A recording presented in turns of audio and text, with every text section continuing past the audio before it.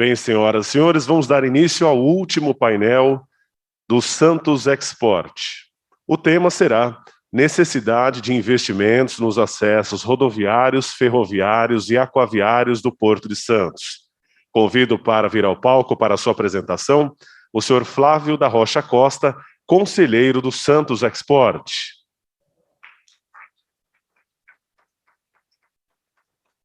Para a moderação desse painel, convido para vir ao palco o senhor Angelino Caputo, conselheiro nacional do Brasil Export. Como debatedores, teremos online o senhor Cláudio Loureiro, diretor executivo do Centro Nave. O senhor Fernando Paes, diretor executivo da Agência Nacional de Transportes Ferroviários. E o senhor Rui Klein, diretor de concessões rodoviárias do grupo Eco Rodovias. Convido para fazer uso da palavra o senhor Flávio da Rocha Costa, conselheiro do Santos Export.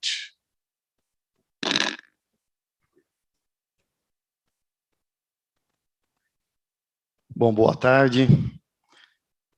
Uma honra, né, fazer o último painel aqui do Santos Export. Eu, companheiro aqui de palco, Dr. Caputo, e tentar trazer um pouco mais de debate e informação sobre um assunto muito importante para nós, né? Quer dizer, debatemos muitos assuntos importantes desde o dia de ontem. E hoje a ideia é a gente aprofundar num desses assuntos que foram comentados durante também os demais painéis, as demais discussões, que é referente ao acesso ao Porto de Santos. Quando a gente fala em acesso ao Porto de Santos, nós temos 3 modalidades de acesso. O acesso aquaviário, que é o acesso por onde a gente recebe os navios, né? O acesso ferroviário, que é o acesso por onde nós recebemos a ferrovia, e o acesso rodoviário, por onde recebemos, principalmente quando a gente fala da operação portuária, os caminhões. E aí estamos falando caminhões de grande porte, aí acima de 40, 50 toneladas. Eu trouxe uns números aqui para a gente fazer uma reflexão, e aí, logo após essa reflexão, a gente começar a entrar um pouco mais no debate, onde a gente está aí com 3 especialistas no assunto, né? Um vai falar um pouco do aquaviário, o outro do ferroviário, e o outro um pouco da rodovia, e a gente aprofunda um pouco mais em cada um. Porto de Santos, hoje, pela informação do último PDZ, validado ali pelo senhor Biral, tem uma capacidade de 162 milhões de toneladas de operação. Isso é a capacidade, tá? Não é o que vem acontecendo. E pela ferrovia, a produção, ela ocorre em 33% desse volume. Então, a gente está falando em torno de 45 milhões de toneladas.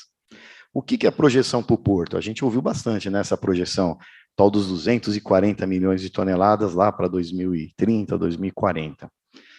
Bom, dessas 240 milhões de toneladas, o que é a previsão para chegar de ferrovia? Estamos falando aí entre 90 e 100 milhões de toneladas.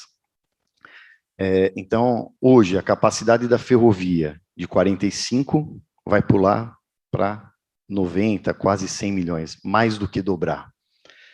Será que estamos preparados para ter esse acesso ferroviário e atender todos esses terminais e todo esse volume de produção? A gente fez uma conta rápida, que se a capacidade do porto de 240 milhões lá para o futuro lá a longo prazo, e desses 240, sei lá, 40, assim, quase 50% eu vou trazer de ferrovia, a diferença vai chegar por caminhão. E comparando com o que hoje a gente tem na operação de caminhão, a gente fez uma conta rápida aqui de quase 3 mil caminhões por dia a mais o porto vai ter que receber. Então, eu já ouvi várias discussões, né, dos caminhoneiros, pô, vamos parar, não podemos colocar ferrovia, porque isso vai reduzir o trabalho do transportador. Negativo. Mesmo colocando a ferrovia e mais do que dobrando a operação por ferrovia, a gente vai precisar de muito mais caminhão. Porque a ferrovia ela é uma parte. E o mercado ele vai continuar crescendo e a operação continua crescendo. Então, não só a gente vai precisar do aumento da ferrovia, como também do aumento do transporte. E aí, como chega tudo isso, né, a Santos? Então, acho que esse é o debate. Aí, jogar o desafio para o doutor Caputo, para a gente tentar aprofundar um pouco mais, né? Sem contar a parte aquaviária também, que a gente já comentou bastante. Nós estamos preparados até lá 2040 para receber grandes embarcações? E como a gente está se preparando para isso, né? Acho que é isso. Muito obrigado a todos, doutor Caputo. Desafio dado aqui.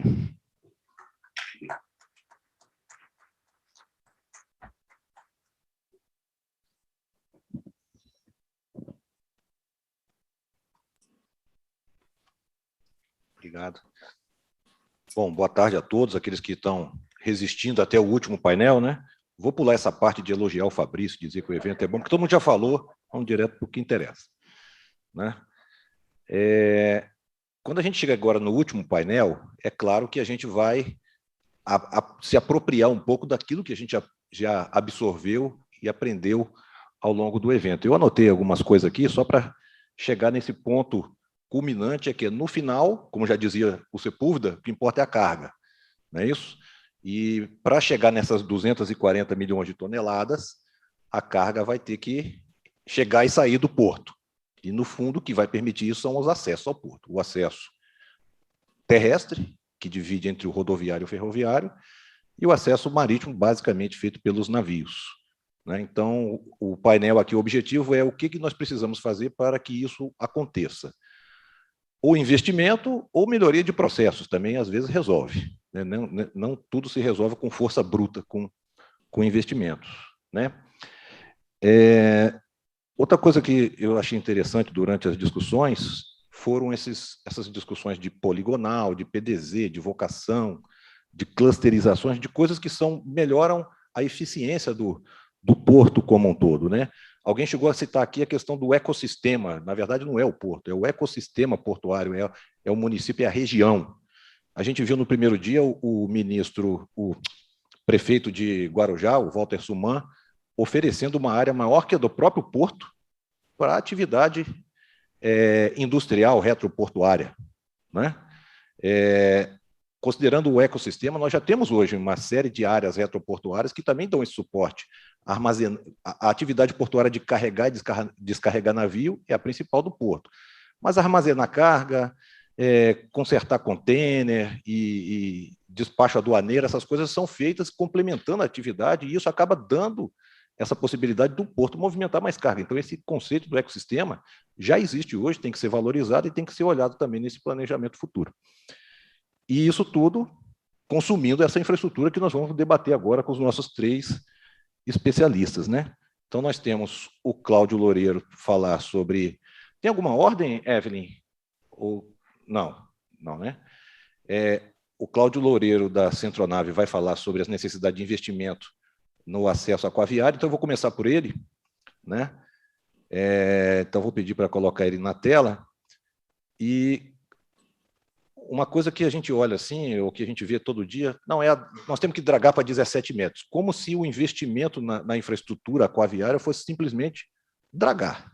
A gente sabe que a gente fala isso no popular, mas é muito mais complexa essa operação. O navio é maior, ele tem que fazer curva, tem que mexer na geometria do canal, tem que ter reforço dos cais de acostagem, porque, afinal, uma atracação não é nada mais, nada menos do que uma colisão controlada, né? Mas isso tem uma força ali para ser segura. Esse navio de 366 que vai entrar precisa de um rebocador maior e mais forte do que tem aqui em Santos. Então, os investimentos não são simplesmente fazer o canal ser mais fundo. Os investimentos são necessários em vários aspectos, né? Então, queria que o Cláudio Loureiro explorasse um pouco mais do ponto de vista dos armadores da navegação, o que eles pensam e o que é necessário para que a gente consiga, pelo lado da água, chegar nessa movimentação de 240 milhões de toneladas. Ok. Boa tarde a todos. Pulando também os cumprimentos, mas cumprimentando toda a equipe da UNA pela realização desse evento que está sendo excepcional e superando as expectativas. Eu gostaria de começar falando de um assunto que é recorrente do Centronave. O Caputo já fez uma reclamação prévia, mas eu não posso deixar de falar de dragagem. Na verdade, falo de dragagem desde 2012, quando foi a primeira participação do Centronave neste Santos Export. Quando eu falo de dragagem, na verdade, eu estou falando de calado, ou seja, de profundidade. Calado é a medida útil que o navio usa e a profundidade é o que eu alcanço através da dragagem. Para vocês terem uma ideia, num navio que hoje frequenta Santos, a cada centímetro de perda de calado, eu deixo de embarcar em torno de 110, 115, 120 toneladas de carga. Traduzindo isso em container, eu chego a aproximadamente 8, 10, 12 containers, dependendo do peso médio da carga. Em 2019, eu fiz uma conta de quanto que isso representava em perda de produtividade para o porto.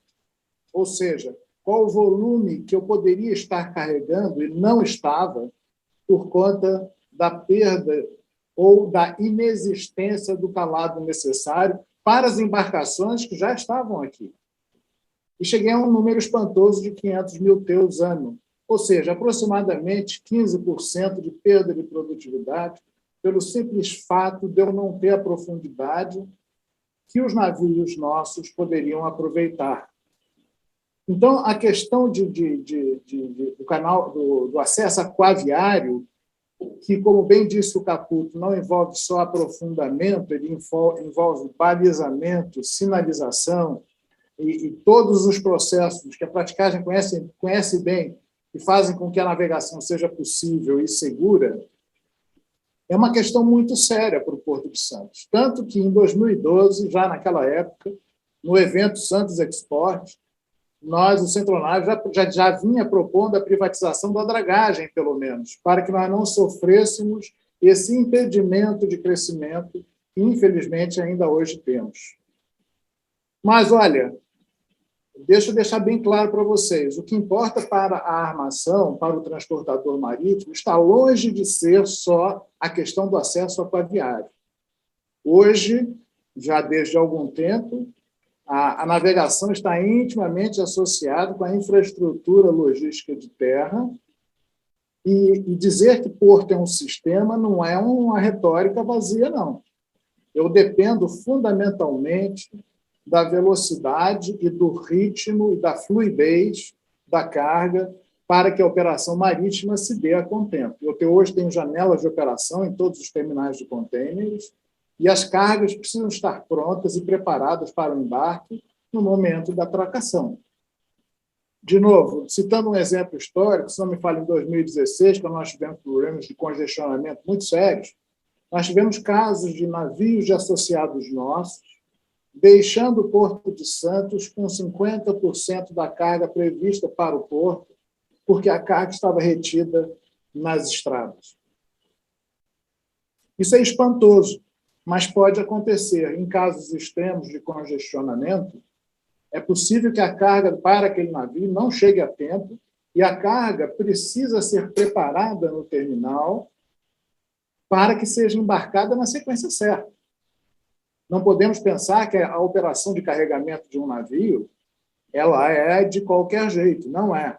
Ela tem que prever peso, tem que prever a origem e destino, tem que prever segurança, tem que prever uma série de questões e, portanto, o plano de estiva que é preparado para o navio, ele se reflete na pilha no terminal em terra. Então, eu preciso preparar a operação de carregamento para que ela tenha velocidade, para que ela tenha produtividade. No final da década de 80, para início da década de 90, eu estava trabalhando na US Lines num projeto de melhoria de produtividade em 4 portos. Chegamos a fazer um, que foi o Pontecon do Rio Grande, e naquele momento a nossa conta era a seguinte: se eu aumentasse a produtividade de 7 contêineres por terno hora, que era o número da época, nos terminais públicos, para 15, eu conseguiria fazer, em vez de 7 viagens redondas entre costa leste do Brasil para costa leste dos Estados Unidos, eu conseguiria fazer 8 viagens. Ou seja, vejam o ganho de produtividade que eu posso ter explorando bem todos os meus ativos. E isso entra a ligação com a parte de terra bem azeitada, assim como a questão de profundidade e de qualidade dos canais de acesso. Significa dizer que eu posso ter um canal de acesso perfeito, mas ter um nível de conexão terrestre, seja por trem ou por rodovia, tão deficiente que essa produtividade vai escorrer por entre os meus dedos na hora da operação. É fundamental, portanto, que nós cuidemos de todos os acessos de uma forma sistêmica, como disse o Mário Povia, holística, porque sem isso, no caso específico do container, nós não vamos conseguir aumentar a produtividade global da operação. Então, o meu primeiro recado é isso: nós precisamos de planejar os acessos, nós precisamos de planejamento, nós precisamos que a infraestrutura chegue antes da necessidade, e a nossa maior preocupação com o processo de desestatização do porto, além de todos os que já foram brilhantemente explorados antes aqui, nesse seminário, é a conexão com outros serviços de infraestrutura que não estão incluídos na desestatização. Por isso, eu pego o gancho do Mário Povia, no painel anterior, que brilhantemente fez uma conexão entre a concessão do que acontece dentro da área do porto, que é a concessão do Porto de Santos, que está prevista para durar 35 anos, mas nós não estamos vendo nenhuma conexão com o que ocorre fora do porto, ou seja, nos acessos terrestres e nos acessos rodoviários e nos acessos ferroviários. Então, nós precisamos estabelecer essa conexão ou então entender como isso se dará, porque eu acho que é muito difícil um investidor que tenha a pretensão de ter uma concessão de 35 anos que olhe só para dentro do porto. Ele tem que olhar para um conjunto de sistemas que operam em conjunto e que necessitam estar planejados e estar conectados para que a valoração e a valoração do investimento possa ser feita com o devido cuidado. Ou seja, uma concessão de 35 anos não é nenhuma brincadeira. Então, nós precisamos trabalhar muito no acesso aquaviário, mas não podemos jamais deixar de fora uma conexão com os acessos terrestres. Era isso, por enquanto.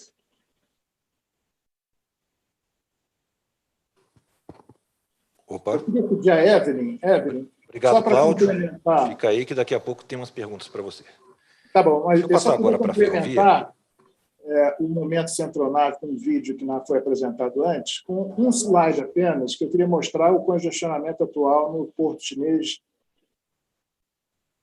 Você pode mostrar aí? O que exemplifica a situação dramática que estamos vivendo no porto, na navegação mundial hoje. É só um slide. Não é isso? Na apresentação? É um slide. Só um pouquinho.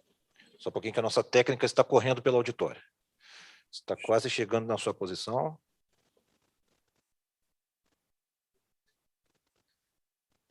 O Porto Chinês de Ningbo, que está... Ela vai te autorizar a compartilhar a tela. Só um pouquinho.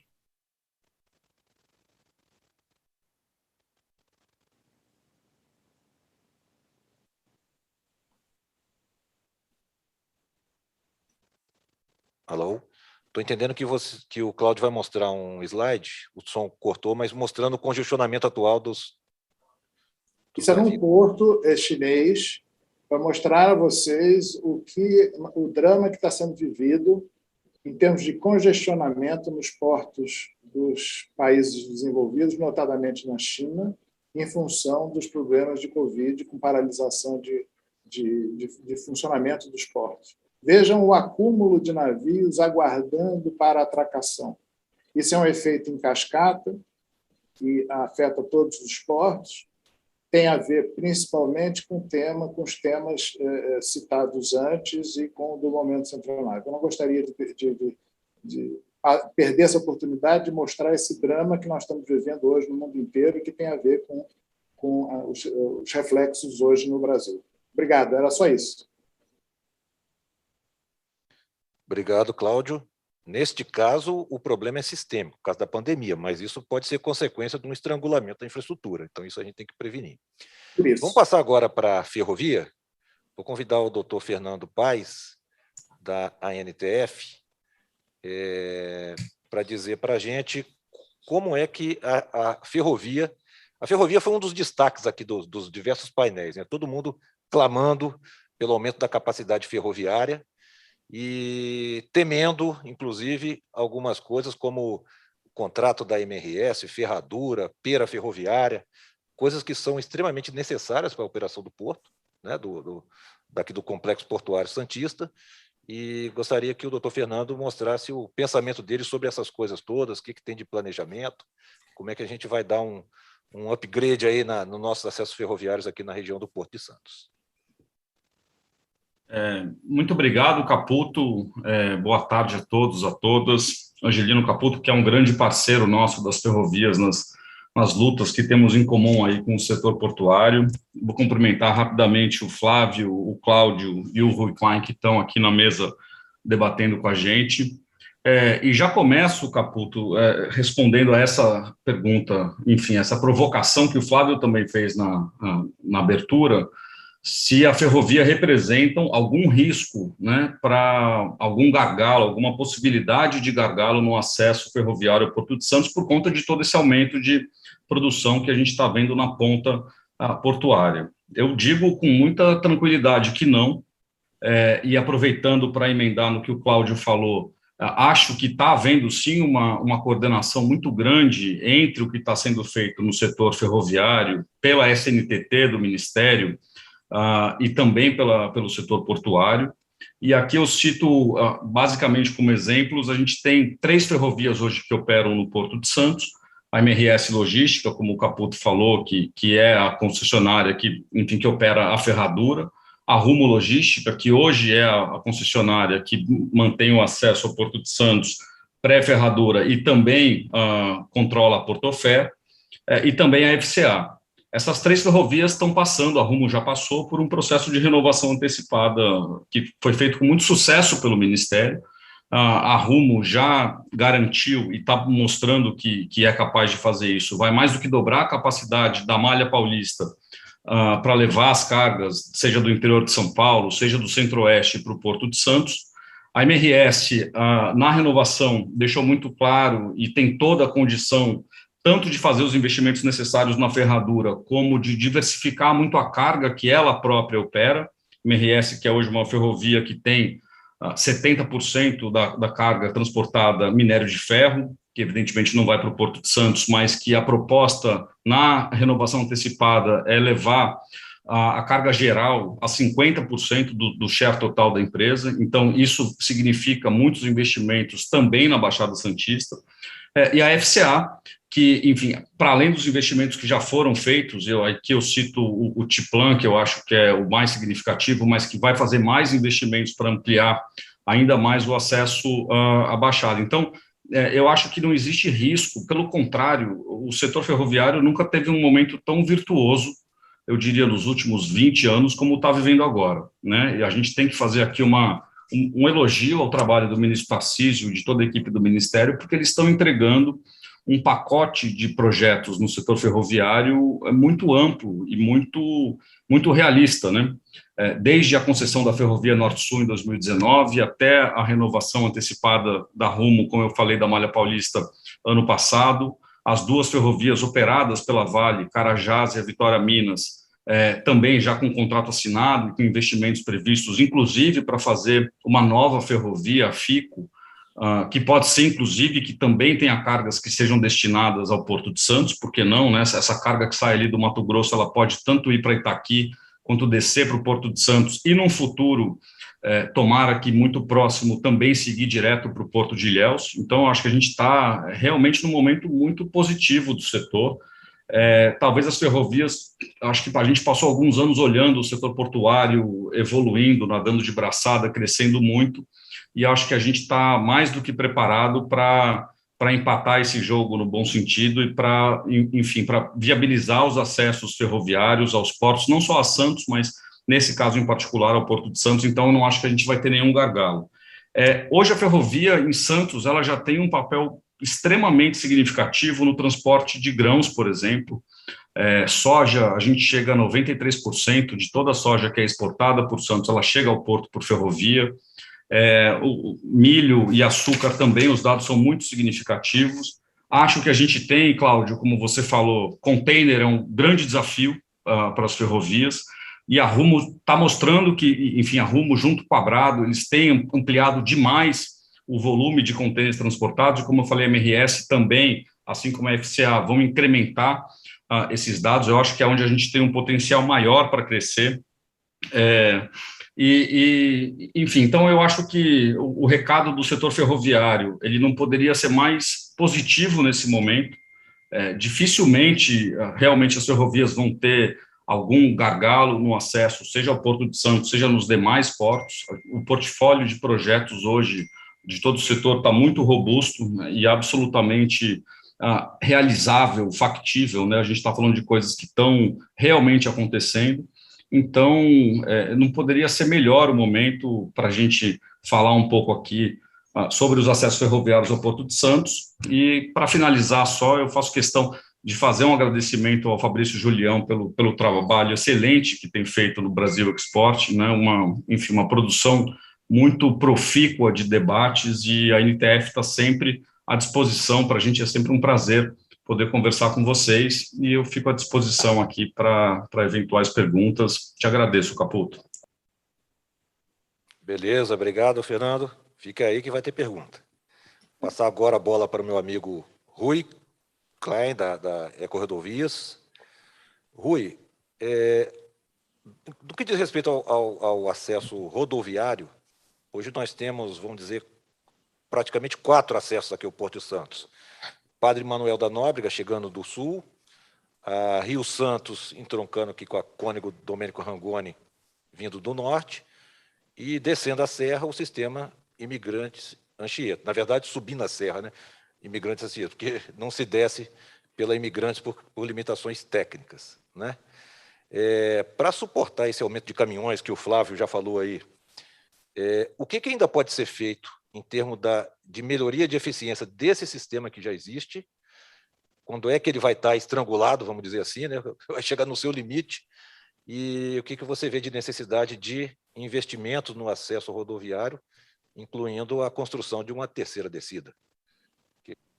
Obrigado a todos, obrigado, Caputo. Primeiro, agradecer aí a oportunidade de conversar com vocês, de rever aí amigos, e a Ecovias, a Eco-Rodovias é uma cadeira cativa aqui no Santos Export, hoje em dia no Brasil Export, então nós é um orgulho participar desse fórum. Caputo, acho que bom ponto, a abertura aí do painel, né, já colocou bem essa questão das capacidades, né? Acho que essa ambição do Porto crescer é muito positiva, né? É o PIB do Brasil que escoa, né, por esse porto, e a gente participa disso de uma forma muito ativa, né? Vocês vejam que os números, mesmo com um extremo crescimento das ferrovias, a participação rodoviária é preponderante e continuará sendo, né? Embora a gente entenda e perceba que a ferrovia continua crescendo. Que a grande questão é que a pizza como um todo cresce, né, pessoal? Então, acho que o que o Fernando falou das ferrovias agora, o Cláudio falou também, né, dessa movimentação dos navios, é uma cadeia importante, né, rodoviária, ferroviária, para alimentar o porto. Então, acho que, indo direto à tua pergunta, Caputo, a Ecovias, né, que opera o sistema Anchieta Imigrantes aí há bastante tempo, ela vem trazendo uma mensagem, né, de longo prazo e uma coerência de longo prazo, né? Então, eu só vou fazer recapitular muito rapidamente que há uns 10 anos atrás, né, vamos falar assim, 2011, 12, havia uma tensão muito grande pelo gargalo em Cubatão. Muitos que participam do fórum aqui há mais tempo acompanharam até com nível de apreensão aquele gargalo que existia no entroncamento da Cônego Domênico com a Anchieta. Isso foi resolvido, foi equacionado com um grande projeto implementado pela Ecovias entre 2013 e 2014, né, inaugurou em 2014, e aquele verdadeiro gargalo foi resolvido. Depois daquilo, a gente mostrava, olha, resolvido o Cubatão, temos que olhar um pouco mais adiante. A entrada da cidade de Santos, o convívio do tráfego rodoviário e cargas com a chegada e saída da cidade, é um conflito premente. Então, com isso, com o apoio da Prefeitura, com o apoio do Governo do Estado, a gente desenvolveu, né, e com a própria CODESP, à época, hoje é SPA, a gente desenvolveu aquela solução que tratava o acesso em 3 grandes partes, né? Uma parte municipal, a Prefeitura conseguiu executar, a parte estadual a gente conseguiu executar também, né, o chamado binário de Santos. Hoje é um destaque, né? A gente que acompanha aí a chegada a Santos há bastante tempo, a gente percebe essa segregação dos caminhões em direção ao porto já no território do Cubatão, antes da divisa, né, do rio que faz divisa entre Cubatão e Santos. Então, os caminhões já caem numa marginal segregada, exclusiva para o acesso à margem direita, enquanto o acesso à cidade, né, de veículos de passeio, está livre. Então, isso resolveu de uma forma muito, vamos dizer assim, preponderante, esse acesso à margem direita.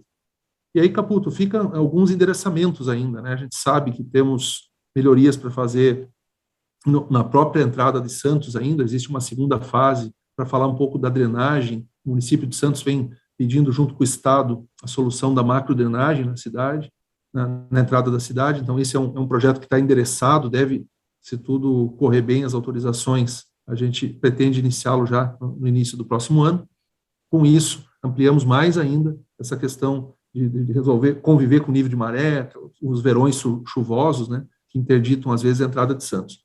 E na margem esquerda, da mesma forma, tanto a CODESP quanto a Ecovias olham com atenção os acessos, né? O acesso à margem esquerda é sempre um ponto de atenção. Mas é um destaque também, melhorou muito aquela resolução dos conflitos em nível que haviam lá na Rua do Adubo, a própria Avenida Santos Dumont, lá em Guarujá. Então, realmente, a gente já tem um outro patamar. Então, só fiz assim, recapitulei um pouco esses 10 anos, Caputo, fazendo esse recorte, para mostrar que nesses 10 anos, muitos acessos e melhorias rodoviárias foram implementadas, não são ainda as definitivas, mas é uma sucessão de eventos, enquanto a ferrovia, né, como vocês bem destacaram, também cresce. E a movimentação do porto ano passado, né, não precisa nem dizer, aí um destaque a SPA, que movimentou, bateu o recorde ano passado, num ano de pandemia. Então, realmente provou, né, que o Porto de Santos é um porto pujante, que está crescendo e pretende crescer e chegar a esses números que vocês falaram. Aí, Caputo, vou para encerrar minha fala inicial aqui, claro, ainda vamos debater. Essa visão de uma ligação Planalto-Baixada é um assunto que eu enderecei, né, Cubatão, Santos, falei um pouco de acessos na margem esquerda, mas, claro, falamos sempre de ligação Planalto-Baixada, a própria ligação seca, que é um assunto que está em pauta, né? O próprio Ministério da Infraestrutura hoje e a SPA buscam soluções para isso. Uma das soluções apresentadas também foi pela Ecovias. Então, acho que tanto ligação seca, que é uma visão nossa aí de manejo das cargas no porto, e a terceira pista, ou qualquer outra solução Planalto-Baixada, são sim projetos que vão garantir essas próximas décadas do Porto de Santos, desse crescimento que o Porto de Santos vai ter. A Ecovias participa disso de uma forma muito ativa, né, com estudos, com propostas, com soluções para resolver esses gargalos. Então, acho que, Caputo, não sei se eu consegui responder a sua pergunta, mas deixo aqui algumas provocações para a gente voltar aqui no debate. Obrigado. Rui, já que vocês estão remotos, fica você na tela. Só puxando aqui uma provocação que nosso amigo Frederico Bussinger falou aqui no painel anterior, sobre a necessidade de que o planejamento seja integrado. Faz sentido para você pensar nessa terceira descida ou numa integração multimodalidade com a ferrovia, nas novas soluções de acesso rodoviários, evitando que os caminhões entrem aqui na cidade? Faz todo sentido. Eu acho que o Dr. Bussinger realmente é muito feliz nessa proposta, nessa discussão. A gente, enquanto rodovia, né, a gente se preocupa muito com o convívio com os outros modais, né? Acabei de citar, né, que a gente tinha, até voltando um pouco mais de 10 anos, a gente tinha, há pouco tempo atrás, por incrível que pareça, um conflito rodoferroviário na Cônigo Domênico Rondoni. Vocês lembram disso, né, na altura do Ecopátio?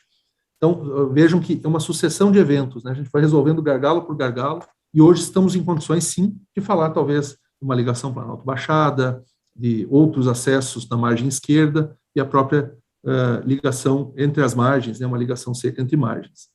Então, o convívio com com a multimodalidade é uma premissa que precisa e será, né, sempre perseguida, Caputo. Só para citar um exemplo prático, por exemplo, a ligação que a gente fizemos a proposta, o Governo do Estado foi apresentado ao Ministério da Infraestrutura. ela propõe ali no fundo do canal uma ligação seca. Para viabilizar essa ligação seca, por exemplo, um dos grandes problemas, além do convívio, óbvio, que era a ponte ter altura e vão, né, para a navegação dos navios, era o convívio com a ampliação da ferrovia, não só a ferrovia que lá opera hoje, mas a ampliação, os pátios, né? Então, muito pertinente essa provocação, Caputo, Dr. Bussinger, do convívio e da multimodalidade. Eu acho que isso não dá para abrir mão, acho que nenhum projeto hoje pode abrir mão desse convívio multimodal. Ô Rui, aqui é o Flávio falando. Acompanhando as suas explanações sobre a situação aí da rodovia, nós verificamos aqui, até pelos números iniciais que eu passei, de que a tendência é que a ferrovia duplique aí o tamanho do recebimento aqui no Porto de Santos.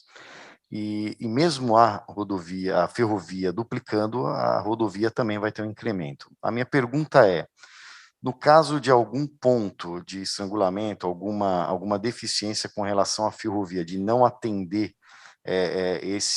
mais do que dobrar a sua capacidade, a rodovia está preparada para receber um volume grande de caminhões? A gente fez uma conta rápida, a gente entende que se a ferrovia atender o que está sendo planejado, estamos falando aí 3.000, 4.000 caminhões por dia.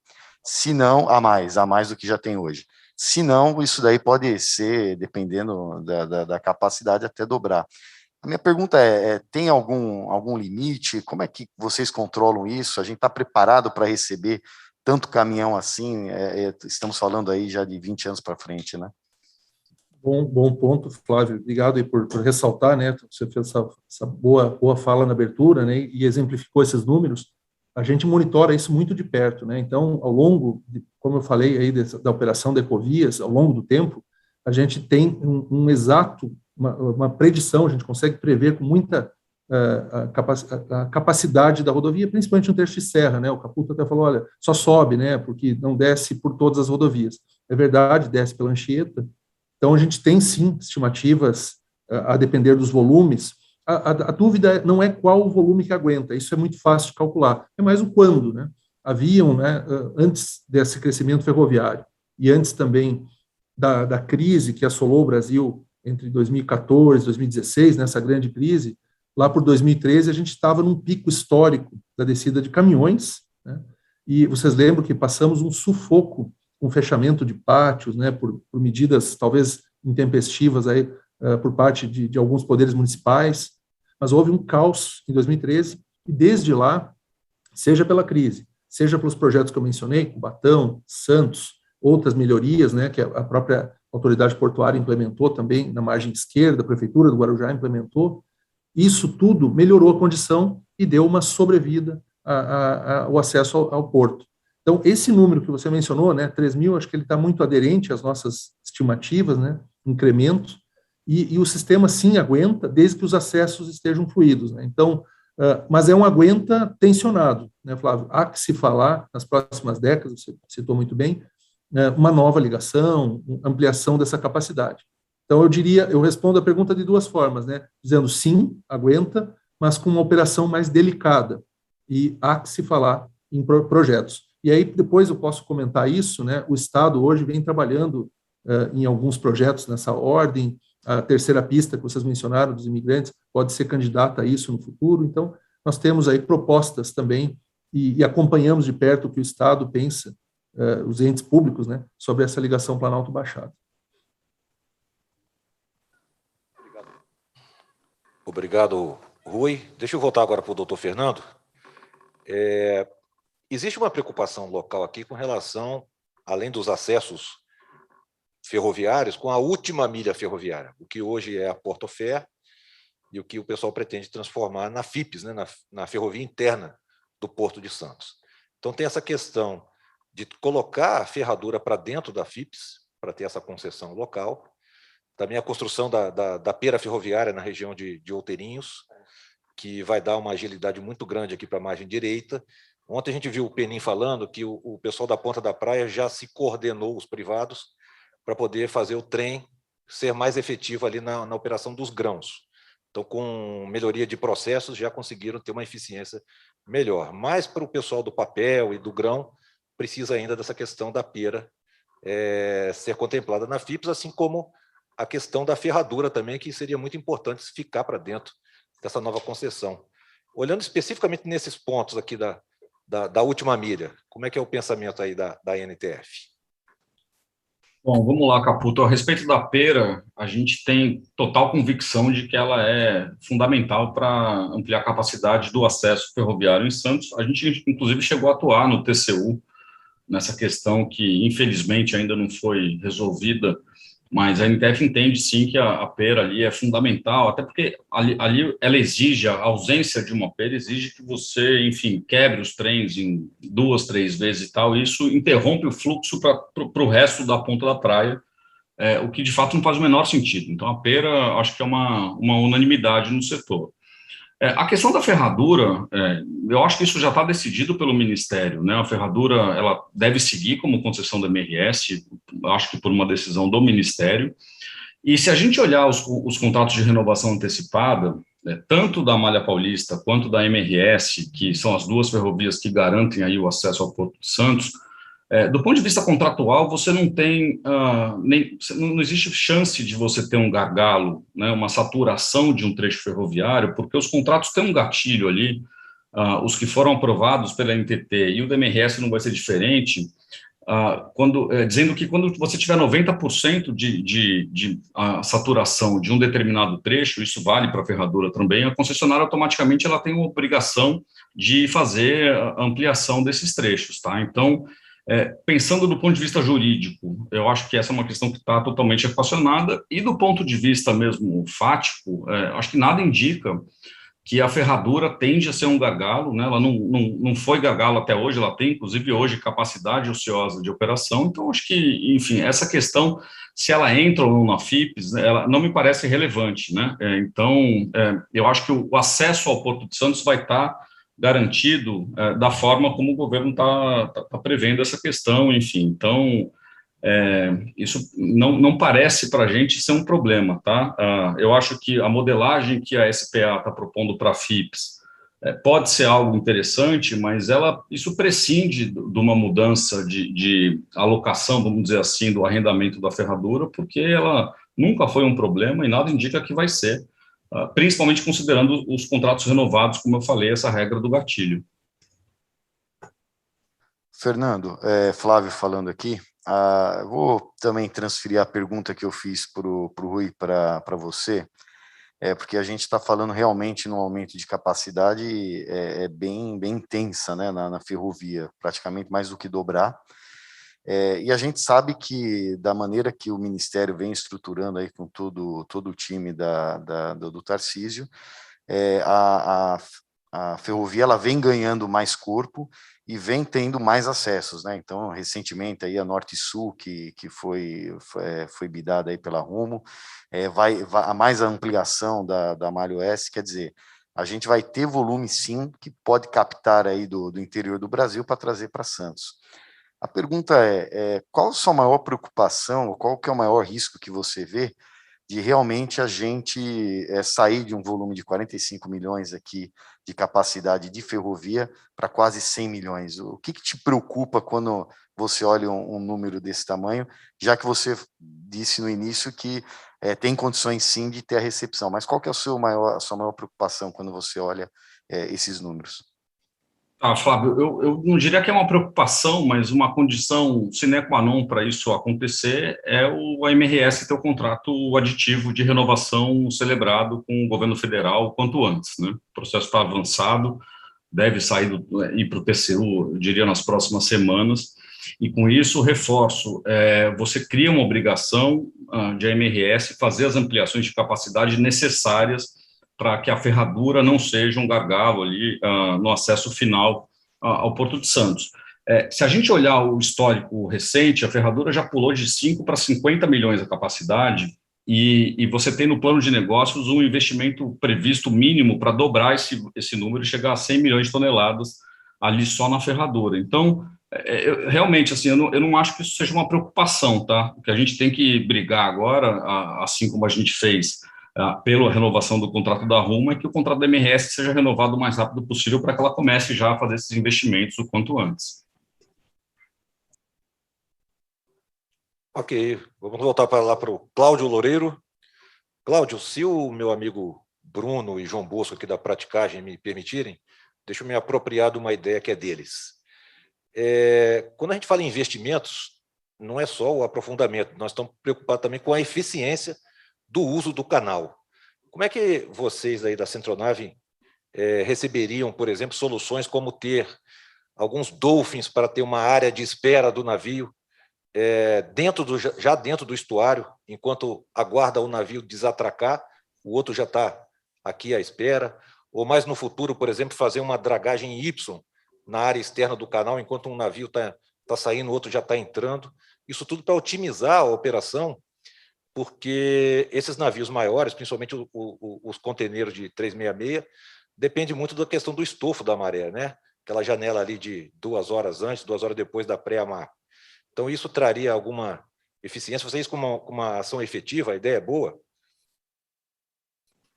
Caputo, evidentemente que sim. Nós precisamos de qualquer e todas as ferramentas de aumento de produtividade. O tempo de navegação é um tempo caro. Os navios estão cada vez mais caros e qualquer tempo de espera, por qualquer motivo, acrescenta custo e vai, no final, penalizar o usuário ou piorar o custo do Brasil. Então, qualquer dispositivo, qualquer ferramenta que viabilize a diminuição dos tempos de espera e a simultaneidade de operações será sempre muito bem recebido. A gente tem que lembrar que o problema hoje principal é tempo, é ciclo de operação. Para vocês terem uma ideia, o que está acontecendo hoje no Transpacífico, o que está refletindo aqui, um container que fazia um ciclo completo de 4 por ano, hoje está fazendo um ciclo de 2, 2,5. Isso significa mais tempo de espera. O tempo, na verdade, é uma medida de capacidade também. Não adianta eu aumentar o tempo, o tamanho do navio, se eu não diminuir os tempos de espera. As esperas por maré, as esperas por atracação, e qualquer medida, portanto, que venha otimizar isso, será sempre muito bem-vinda. Eu não sei exatamente quais serão as soluções, mas isso certamente está dentro dos planos e será necessário para aumentar o porte dos navios que frequentam o Porto de Santos. Bom, eu acho que a gente está chegando no final, então aproveite que você está aí, Cláudio. Tem aí mais uns 5 minutos para suas considerações finais, para a gente encerrar aqui. Obrigado já pelos esclarecimentos, pela posição do Centronave, e você tem esses 5 minutos para concluir aí sua participação. Obrigado, Caputo. Eu queria agradecer à organização do evento por esse brilhante Santos Export edição 2021, dentro desse período tão difícil de pandemia. Declarar aqui a nossa extrema confiança nos concessionários parceiros da operação portuária, que são as ferrovias aqui representadas pela NTF, pelo Fernando Paz, na Eco Rodovias também. Tenho certeza que serão todos parceiros nesse processo de desestatização do Porto de Santos. Queria também uma palavra de agradecimento à Praticagem de Santos, que junto conosco manteve a operação 24/7. Todo mundo fala que os portos cresceram muito, que os portos operaram muito, mas todo mundo se esquece de dizer que eles operaram por causa da navegação. Nós estamos muito otimistas com o processo de desestatização, sempre buscamos a privatização, pelo menos, da dragagem, que vai garantir o acesso de navios maiores. Levantamos essa provocação aqui na questão dos acessos terrestres, que tem que haver uma sincronia. Isso tem muito a ver com as palavras do Dr. Mário Povia, do Frederico Bussinger. A integração dos modais é a chave para garantir produtividade e tempo. E é isso que a gente espera que o processo de desestatização, que foi um assunto dominante aqui nesse Santos Export, seja também uma tônica predominante, uma preocupação que permeie todas as discussões. Por enquanto, o modelo é um mistério, esperamos que ele seja revelado em breve. Muito obrigado. Obrigado, Cláudio. A gente agradece a sua participação brilhante aqui no debate. Doutor Fernando, esqueci de pedir para você falar sobre alguma coisa relevante, de fazer alguma pergunta. Fique à vontade de acrescentar qualquer conteúdo e também faça aí suas considerações finais, por favor. Obrigado, Caputo, Flávio. Realmente, acho que o evento é mais do que importante para fazer esse debate em torno do Porto de Santos, de um modo geral, no nosso caso, dos acessos ferroviários. Eu acho, como eu reafirmo, né, a gente nunca teve um momento tão positivo no que diz respeito à expansão do modal ferroviário nos últimos anos, né? Diversos projetos que já estão, inclusive, levando cargas para o Porto de Santos. Quando a gente olha Norte-Sul, a Rumo antecipou a conclusão da obra, né, e já está levando carga ali da região de Goiás para o Porto de Santos. Os outros projetos que a gente mencionou, então, eu acho que do ponto de vista das ferrovias em si, a gente está pronto, está preparado para contribuir, para equalizar, harmonizar esse crescimento todo do Porto. Como o Rui falou, acho que ferrovia e rodovia, na verdade, essa disputa ela ocorre muito raramente. A gente tem vocações diferentes, né? A ferrovia é muito mais habilitada para transportar cargas por longas distâncias, e o caminhão sempre vai ajudar, seja na primeira ponta, seja na última, em alguns casos, enfim. Então, eu acho que a questão da intermodalidade, ela está, inclusive, evoluindo no Brasil. E acho que a gente tem que focar, quando a gente pensa em Santos e olha os números dos grãos, principalmente, a ferrovia ali ela já tem uma participação absolutamente relevante, mas isso não se reflete, isso não acontece, por exemplo, quando a gente olha os containers, como eu falei, quando a celulose, por exemplo, que a gente ainda tem uma participação tímida. Então, acho que a gente tem muito ainda por fazer. E isso está dialogando diretamente com as renovações de contrato, reforço de novo, né? Essa questão da MRS aumentar o portfólio e se propor a se transformar realmente numa empresa, multimodal, que transporta não apenas minério, mas carga geral. Eu acho que isso tudo está indo ao encontro de tudo que está acontecendo no setor portuário. Então, nosso recado aqui final é que as ferrovias estão mais do que preparadas para dar conta do recado e para aumentar ainda mais, não só em Santos, né, mas para cada vez mais ampliar a participação das ferrovias naquilo que a gente tem vocação, como eu falei, né, e em total harmonia com o rodoviário, com o aquaviário. De fato, a gente não vivia um momento tão bom assim há muitos anos. Alô? Que bom, Fernando, a gente conta com isso aqui. Obrigado aí pela participação. Rui, para terminar, suas considerações finais e alguma coisa que a gente tenha esquecido de abordar aqui. Tá bom, obrigado. Bom, primeiro agradecer, né, a todos aqui, é um privilégio participar do Santos Export, ele retornando à sua casa, ao seu berço de origem. A Ecovias está intrinsecamente ligada, né, com a Baixada Santista, com o Porto de Santos, é indissociável, né, então eu aplaudo aqui o crescimento da ferrovia, todos os outros modais, né, rodovias e outros, mas, de fato, a rodovia tem essa ligação simbiótica aí com o Porto de Santos e assim continuará, né, com os crescimentos que precisam ocorrer na ferrovia ao longo dessas próximas décadas. Também dá um recado rápido, Caputo, e todos aqui, né, Ecorodovias, acho que o setor, a infraestrutura no Brasil está num momento muito especial, né, muito capitaneada aí do governo federal, através do ministro Tarcísio, de toda a equipe dele. A Ecorodovias tem participado de uma forma muito ativa nos leilões rodoviários ao longo do Brasil. Vencemos o último leilão da BR-153, Goiás-Tocantins, um dos maiores projetos até então licitados. Temos aí no estudo a Dutra, né, sendo relicitada, CRT no Rio de Janeiro, que vai ser relicitada, as rodovias do Paraná. Então, realmente, o Fernando mencionou, né, o pipeline de ferrovias é gigantesco, de rodovia não é diferente. Então, a infraestrutura está num momento muito especial, e a gente quer contribuir com isso, contribuir com a Baixada, contribuir com o Brasil. Então, contem com a Ecorodovias em todos os processos.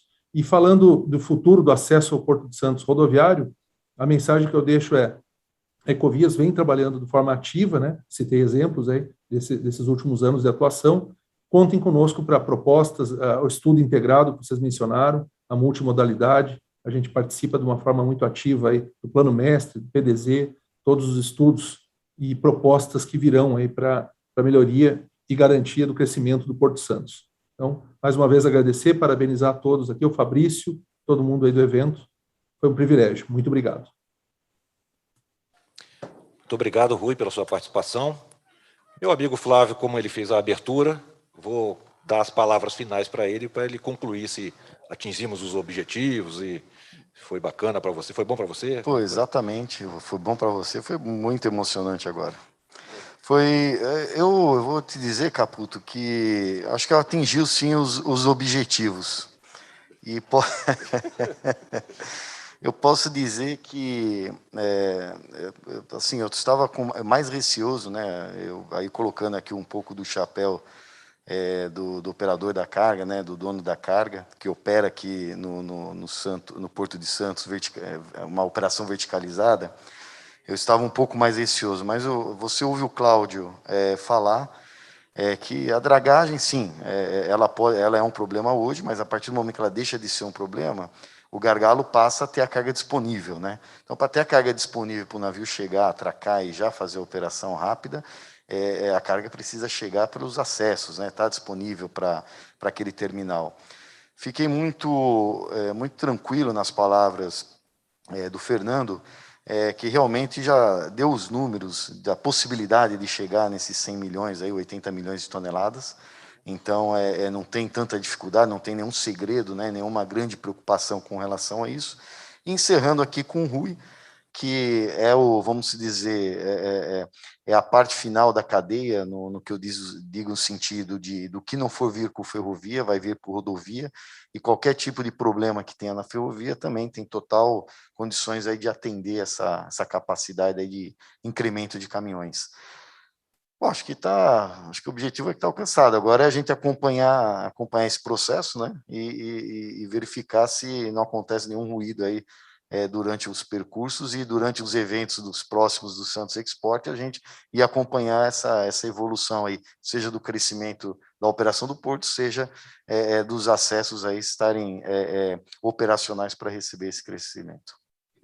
Obrigado, Flávio. Fabrício, da minha parte, eu só tenho que agradecer a confiança na parceria comigo, particularmente, mas com toda a equipe da Arbitrar, esse espaço que você nos dá aqui nos seus eventos, para estar colocando as nossas ideias, para estar coordenando. Eu tenho, cadê o Márcio? O braço tecnológico, né? Aquela brincadeirinha de TI também na parte do Brasil Hack. Então, a gente quer reforçar a nossa parceria estratégica aqui com os eventos da família Brasil Export, tá bom? Muito obrigado. Acho que eu passo a bola para o André agora, né, para fazer o encerramento. E da nossa parte aqui, este painel está encerrado. Nossos agradecimentos aos participantes deste painel, senhor Rui Klein, Fernando Paes, Cláudio Loureiro, Angelino Caputo e Flávio da Rocha Costa, participantes do 4º painel, o último painel do Santos Export. Nossos agradecimentos. Nós voltamos dentro de instantes com a cerimônia de encerramento e a leitura da carta do Santos Export.